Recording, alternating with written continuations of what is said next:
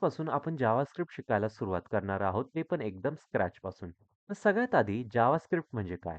JavaScript is a high level programming language that is used to add logic in our website. तर जावास्क्रिप्टचे आजपासून आपण basic start करूयात. आज तारीख आहे 13/12/2024. तर जावास्क्रिप्टचा सगळ्यात बेसिक टॉपिक आणि पहिला टॉपिक आहे व्हेरिएबल. ठीक आहे. तर व्हेरिएबल्स म्हणजे काय ते आपण आधी बघून घेऊया. The variables are containers which stores the data. म्हणजे व्हेरिएबल्स असे कंटेनर्स असतात जे स्वतःमध्ये डेटा स्टोअर करतात. याचं एक्झाम्पल आपण कोडने समजून घेऊ. ओके. समजा मी इथे टाइप केलं var age is equals to 10. तर याच्यात जे हे एज आहे ना एज, हे आहे व्हेरिएबल. या एजला म्हणतात व्हेरिएबल. अच्छा. तर मग इथे एक असा प्रश्न येऊ शकतो, की जर या एजला आपण व्हेरिएबल म्हणतोय, तर मग हे व्हॅर काय आहे? तर हे जे व्हॅर आहे ना, हे व्हॅर हे टाइप आहे या एजचं. ठीक आहे. म्हणजे इथे एजच व्हेरिएबल आहे. फक्त व्हॅर जे आहे ना, ते व्हॅर टाइप आहे त्या व्हेरिएबलचं. आता असं नाहीये, की फक्त व्हॅरच टाइप असू शकतो. व्हेरिएबल्सचे 3 टाइप असतात टोटल. एक म्हणजे व्हेरिएबल, दुसरं म्हणजे लेट आणि तिसरं म्हणजे कॉन्स्ट. आपण तिघांबद्दल थोडं-थोडं बघून घेऊयात. ओके. सो आपण स्टार्टिंग करूयात व्हॅर पासून. ठीक आहे. व्हॅर व्हेरिएबल पासून. सगळ्यात पहिलं व्हेरिएबल हे. ओके. आपण कोड वाईज समजू आणि सगळ्यात आधी समजून घेऊ की वॅर म्हणजे काय. ठीक आहे. So var can can be changed and redeclared. म्हणजे आपण वॅर व्हेरिएबलला आहे ना चेंज करू शकतो आणि रिडिक्लेअर पण करू शकतो. आता याचा काय अर्थ झाला? लेट्स से आपण हे एका एक्झाम्पल वाईज समजून घेऊ. मी हे इथलं रिमूव्ह करतो. ओके. ओके. सो मी टाइप केलं var age is equals to 10. ठीक आहे. आणि जर मी सिम्पली याला प्रिंट केलं एजला, तर आउटपुट ऑफकोर्स काय येणार आहे? 10 ऑब्व्हियसली. ठीक आहे. म्हणजे इथे काय केलंय आपण var व्हेरिएबल वापरलाय.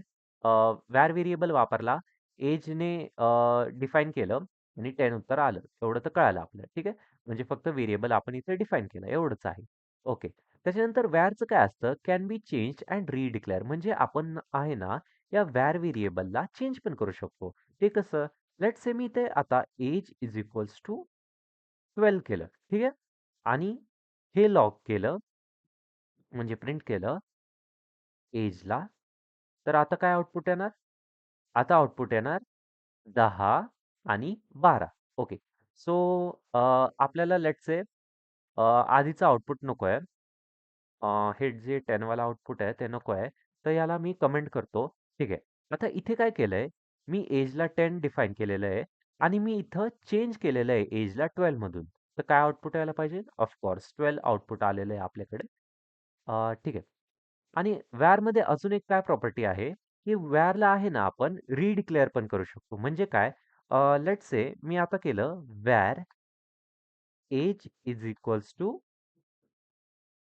Let's say 20. ठीक आहे. मी आता एजला डायरेक्ट 20च करून टाकलं आणि प्रिंट केलं एजला. आपण हे कन्सोल लॉग वरचं हे करून टाकू, कमेंट करू म्हणजे ते सारखं-सारखं प्रिंट नाही होणार. ओके.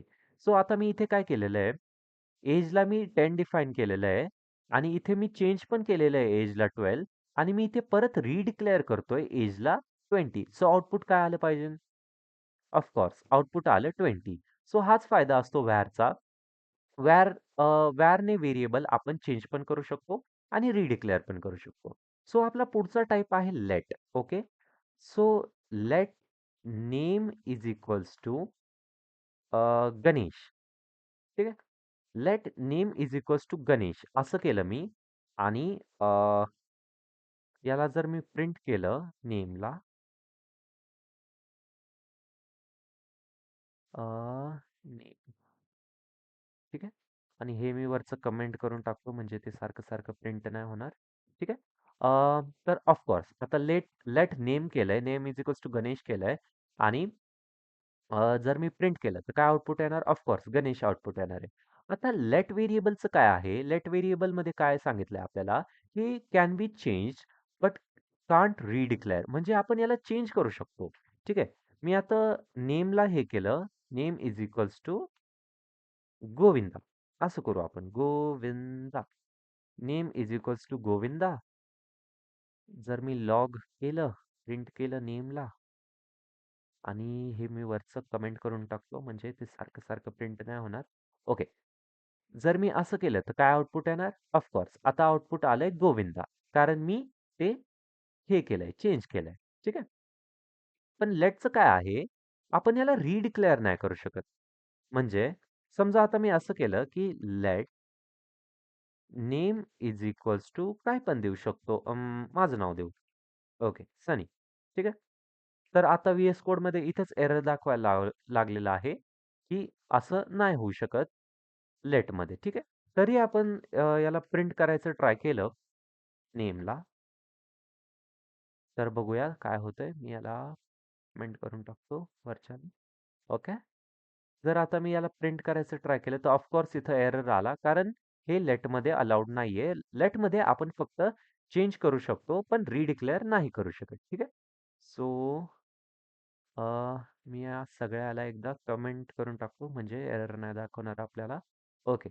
सो आपला फायनल व्हेरिएबल आहे कॉन्स्ट. त्या कॉन्स्टचं कसं आहे? कॉन्स्टमध्ये आपण एखादा व्हेरिएबल डिक्लेअर केला ना, तर आपण त्याला चेंज पण नाही करू शकत आणि परत रिडिक्लेअर पण नाही करू शकत. कॉन्स्टचा अर्थ तोच असतो ऑफ कोर्स. लेट्स से मी const num const num is equals to 21 असं केलं. ठीक आहे.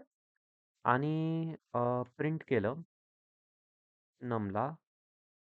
तर इथे व्यवस्थित 21 प्रिंट होईनच, काही प्रॉब्लेम नाहीये.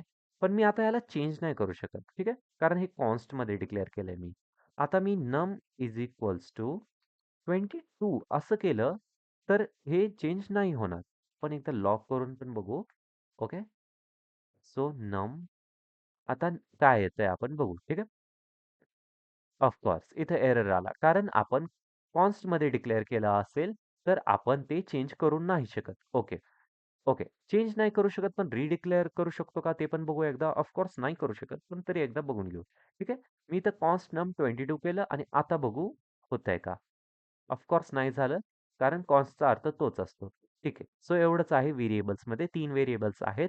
अ, आपले व्हॅर, लेट आणि कॉन्स्ट. That's it. एवढंच आहे व्हेरिएबल्सबद्दल.